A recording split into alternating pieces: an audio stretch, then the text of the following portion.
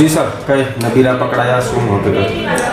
Surat range IG Shri Premvirsinh સરની આગેવાનીમાં સુરત ગ્રામ્ય નાયબ પોલીસ મહાનિરીક્ષક શ્રી હિતેશ જોશર સાહેબની સૂચના અને માર્ગદર્શન અન્વયે સુરત જિલ્લાના કામરેજ ડિવિઝનના ડીવાયએસપી શ્રી આર સરવૈયા સાહેબે સૂચના આપેલ કે કામરેજ પોસ્ટે વિસ્તારમાં આવેલ અલગ અલગ ફાર્મ હાઉસમાં જો કોઈ પણ પ્રકારની ગેરકાયદેસરની પ્રવૃત્તિ થતી હોય તો તે અન્વયે કાયદેસરની કાર્યવાહી કરવી।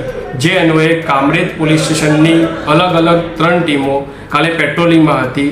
તે દરમિયાન સેગવા ગામની સીમમાં આવતા પેટ્રોલિંગ ટીમમાં સાથેના પોલીસ કોન્સ્ટેબલ નામદેવભાઈને બાતમી હકીકત મળેલ કે મોઠાણા ગામની સીમમાં સિલ્વર અમ્બરલેન્ડમાં આવેલ ફાર્મ નંબર 69માં 4 યુવાનો તથા 2 યુવતીઓ બેસી અને દારૂની પાર્ટી કરે છે।